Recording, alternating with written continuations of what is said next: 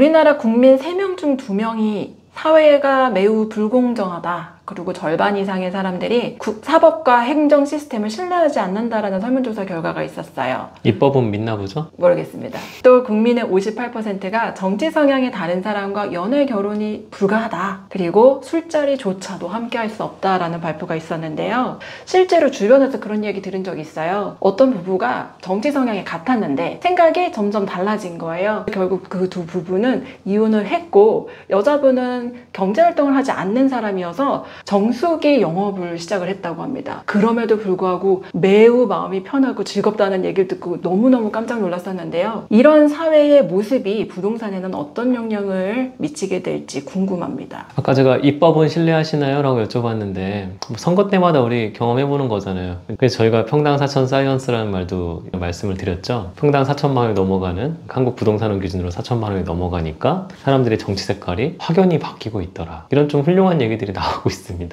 옛날에는 석교에서도 티가 안 났는데 사람들이 점점 몰려 사고 있는 특징이 나타나요. 왜냐하면 서울에 정비 사업이 진행이 많이 되다 보니까 특히 강북이나 비강남 지역에 있던 노후 주거지가 대단지 아파트로 만들어지니까 기존에 다양하게 섞여 있었던 그런 분들은 싹 빠지고 소득이 높아지는 분들로 가득 차는 이런 것들이 결과도 그렇게 만들어냈거든요. 근데 우리 사회가 불공정하다고 생각하신다고요? 원래 불공정해요. 우리나라가 그나마 공정한 거 아십니까? 신분제 없다고 말을 하지만 자꾸 영국만 신분제 있다 생각하지 마시고 유럽도 여전히 다 남아있고 뭐 심지어 우리 그런 얘기 많이 했잖아요. 성만 들어도 남녀 성 말고 레스트 네임만 들어도 아, 이 집이 어떤 집이구나, 워킹 클래스구나, 미들 클래스구나, 어퍼 클래스구나 안다고 하잖아요. 그런 게 해외는 더 심하다는 거, 대한민국이 오히려 제일 없는 것 같다는 생각을 많이 하고 있기 때문에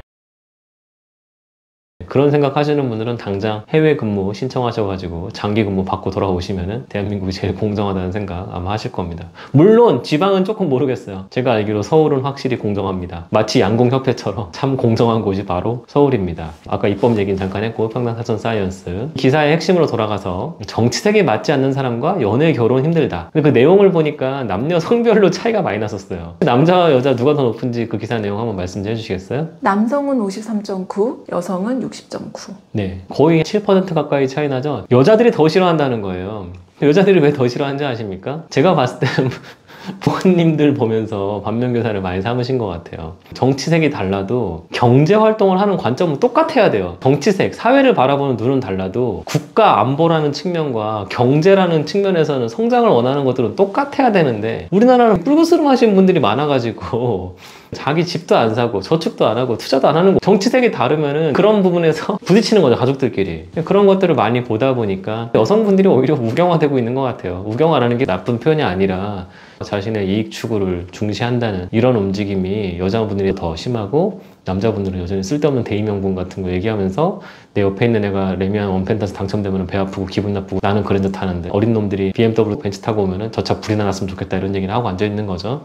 다 경험담이에요. 그래서 그런 것들 보면은 결혼은 연애를 해야 결혼을 하니까 중매 결혼하는 것도 아니니까 처음부터 만나보면 사람이 알겠다는 거죠. 이 사람이 어떤 성향인지. 저는 저랑 생각이 다르면 커피도 마시기 싫어요. 솔직히 커피도 아니고 미팅도 하기 싫어요. 그냥 앉아있으면 1분 내로 집에 가고 싶어요. 발전적이지도 않은 시간만 낭비하는 이런 모임에 돈을 준다고 하더라도 그 돈 안 받고 정신이 맑았으면 좋겠는데 정신이 혼미한 자리들이 종종 있습니다. 특히 저랑 누구를 경쟁시켜가지고 말싸움하게 만들려는 분들이 많은데 좋은 말로 토론이고 말 그대로 다구리죠. 다구리 당하는 분위기를 저를 원하시는 것 같은데 제가 절대 응하지 않거든요. 왜냐면 저희 정신건강에 매우 해롭기 때문입니다. 그래서 이런 움직임이 심해지면 어떻게 되냐면 평당 4천 사이언스라고 말했던 그런 모습이 더 심해질 거예요. 우리 가족만 생각이 같아야 된다. 여기서 한 발 벗어나서 엘리베이터 타시는 분들 혹은 주차하시는 분들도 나랑 생각이 좀 비슷해야 되겠다. 이런 생각 안 하시겠습니까? 얼마 전에 정말 충격 먹었는데 은평구 어떤 아파트에서 일본도를 휘둘러가지고 담배 피러 나온 사람이 안 좋은 결과가 나왔잖아요. 이거 보시면 느끼는 거 없으세요? 아니 왜 밤에 일본도를 갖고 다녀?